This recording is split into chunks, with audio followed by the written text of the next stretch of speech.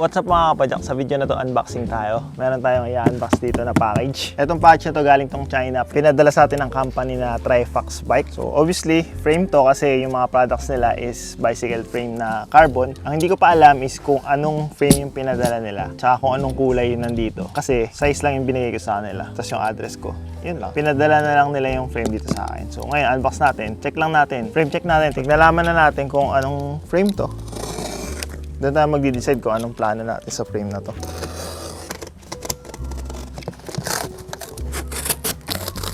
Yun, frame lang. Yun, nabuksan ko na. Ito yung laman niya. Sa mga hindi pa nakakarinig ng brand na Trifox, I think narinig nyo na yun kasi may makita ko na din yun sa channel ni Mark Chance eh. So, meron siyang MTB. Tayo, I think ito road bike frame set to. Trifox is a Chinese brand na gumagawa ng mga carbon frames. Check lang muna natin tong frame para malaman natin kung anong plano gagawin natin dito. Frame check muna. Road bike. Hindi man ako mahilig sa road bike eh. Pero pinadalan tayo ng road bike.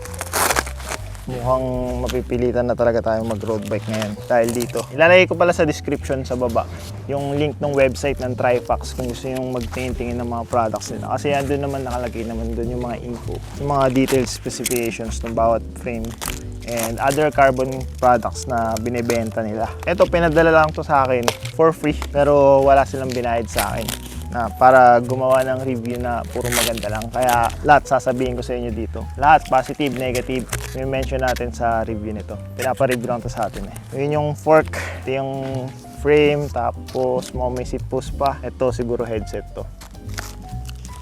Ang tanong, tama kaya yung frame size na binigay sa akin?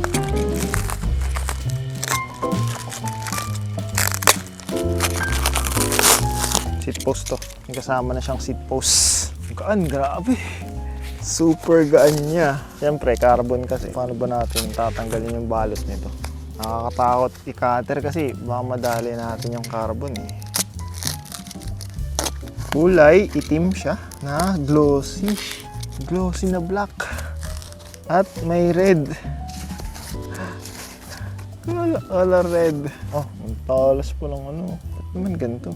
Ipakita ko sa inyo. Medyo matalas pa dito, hindi masyadong na-finish. Aeroframe. Mukhang aeroframe siya. Yun yung mga bata.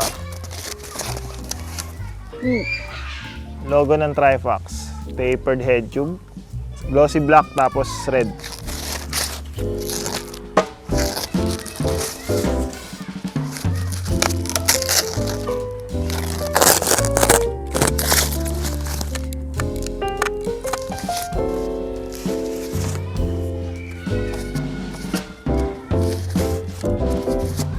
Dahan-dahan lang, hindi natin pwedeng madaliin yung pagtanggal nito. Ang mahiwa natin eh. Hindi masyadong sikat yung company nila. Siguro maliit pa lang.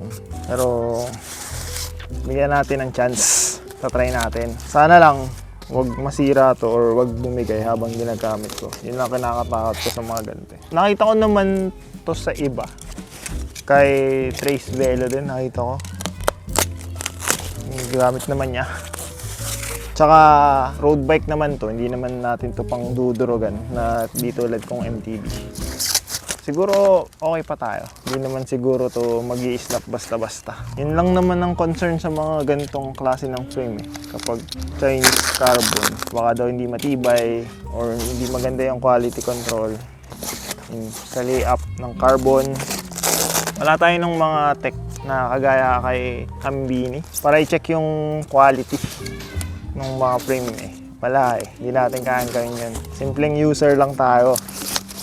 Ako ang gagawin ko dito, visual check ko lang muna yung carbon. Tapos, syempre kapag i-ride, di mo naman ipangaharabas kagad. Papakiramdaman mo din kung may kakaiba. May kakaiba ang mararamdaman. So, ito na yung frame, natanggal ko na yung pinakabalit niya. Kulay itim siya na glossy, tapos may mga red na metallic.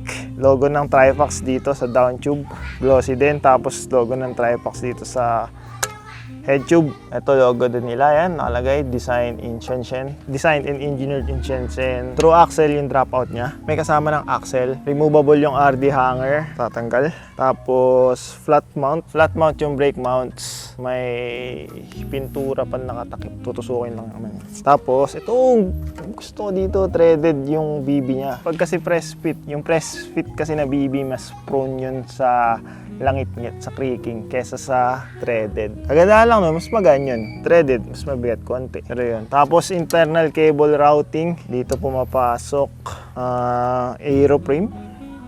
Aero ba siya? Dito pa, bilog dito, flat dito, bilog to.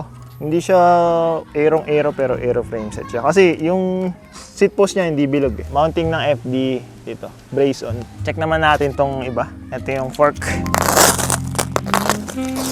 Siyempre, terno sa kulay. Mas dominant dito yung red. Carbon steerer, carbon, tapered, full carbon siya. Internal. Yung Trifax logo nandito sa loob na legs. May axle ka ba? Dapat lang may axle. Ito na yung fork. Sobrang gaan na. Kasama ng axle. True axle na din siya. Flat mount din yung brake mounting niya. Ito naman yung seat post. Kasi hindi bilog yung seat post nun eh. May seat post siya na specific sa kanya. Glossy din. 350mm yung haba. Tapos medyo naka-angle sa likod. May offset konti. Ganito yung style ng clamping mechanism. Naka-adjust din nata angle nito. Naka-adjust din to. Single bolt adjustment nga lang. Ito naman yung, I think, headset to. Sana headset para hindi na tayo problema sa headset. Ka-plastic.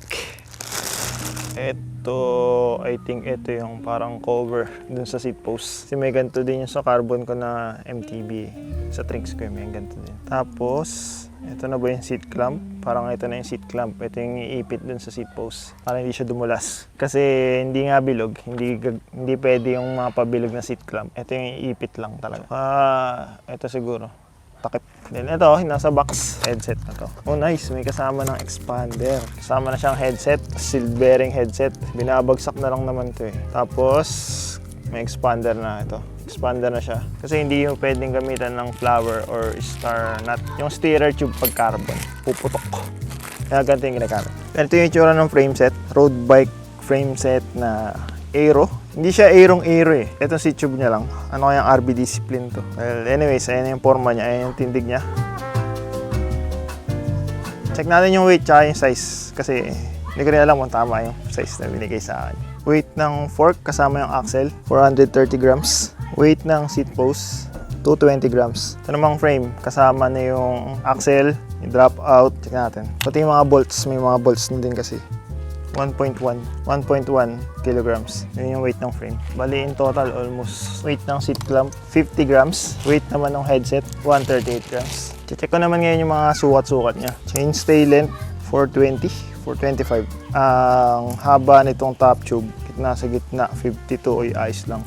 Hindi siya sobrang haba. 52, okay pa sa akin. Kasi pag mga 53, 54, parang haba na eh. Dito, kaya ko dito mag 100mm na stem. Or 90 lang siguro gagamitin ko para di sobrang aggressive. 46. Seat tube, 46. Tapos 52. Ayos lang, tama yung frame size. Hindi sobrang laki, hindi rin sobrang liit. Yung head tube pala nito, tapered na. Maliit dito, malaki dito. Tapos, meron nang pinaglalagyan ng bearing. So, wala ka na i-press dito ng cap. Yun na lang mismong bearing, lalagay mo na lang. Tapos, meron na siyang guide para sa internal cabling. Hindi na mahirapan. Diyan na dadaan. Yung sa preno na lang. Mukhang yung sa preno, walang guide yung sa preno. So, ito yung pinang magiging challenge. Baka mas madali pag dito ipapasok muna yung sa preno. Anyways, bahala na yung mekaniko dyan. Hindi naman ako magbubuo niyan. Papabuo ko yan. Pinagkakatuwan tong Trifax kasi. Sabi, Trifax daw pinagsamang Trinks tsaka Faster.